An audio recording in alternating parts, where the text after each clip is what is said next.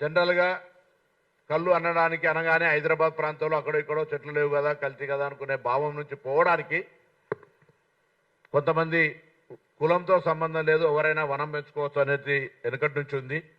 కానీ దాదాపు 12,000 గ్రామాలు తెలంగాణలో ఉన్నాయి. ఆర్థికంగా ఉన్న గీతా కార్మిక సంఘాలు కానీ కుటుంబాలు కానీ వృత్తిని సమాజాన్ని కాపాడడానికి లేదా ప్రకృతి ప్రేమగా ఆ గ్రామంలో అనారోగ్యం బారిన పడకుండా ఉండాలంటే ఈ ప్రకృతి వైద్యంగా ఉండబడేటువంటి ఈ ద్రవం కళ్ళు నీర తాటి ఈత ఏదైనా తాగినా కళ్ళుతో పాటుగా తాటి ముంజలు తిన్నా ఈత పండ్లు తిన్నా నాకు తెలిసి ఇక్కడ ఈత చెట్టు చిన్న సైజు ఉన్నప్పుడు అలాగే గుజ్జలుతుంది.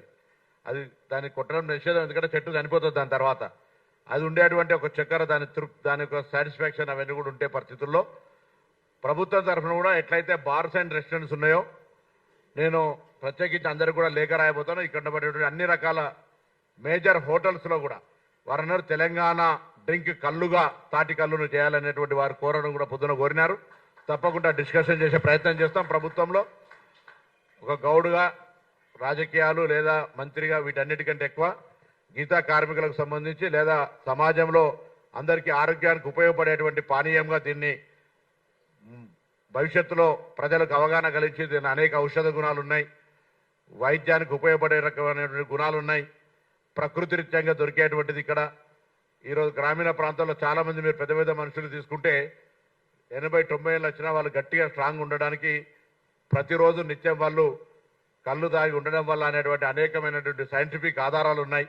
సో దాన్ని బేస్ చేసుకునే మనం ఈరోజు మాట్లాడుతున్నాం. కాబట్టి ముందుగా 24వ తారీఖు ప్రోగ్రామ్ను అందరం కళ్ళు ప్రేమికులు అక్కడికి లేదా అంటే కళ్ళు ప్రేమికులు అంటే రేపు ఒక కనీసం 1 ఎకరా 2 ఎకరాల్లో తాటి విత్తనం పెంచుకుంటాం దాన్ని చూడడానికి వస్తామనేటువంటి వాళ్ళందరూ కూడా వచ్చి వీరు స్ఫూర్తిగా వారు వాస్తవంగా వెలమ మా పక్క జిల్లా వరంగల్లో అయినప్పటికీ కులంతో సంబంధం లేదు. ఈ వృత్తిపరంగా ఇక్కడ ఉండబడేటువంటి ప్రకృతి పానీయానికి నేను చిన్నప్పటి నుంచి తాగి పెరిగినా అని ధైర్యంగా చెప్పగలుగుతున్నటువంటి సందర్భంలో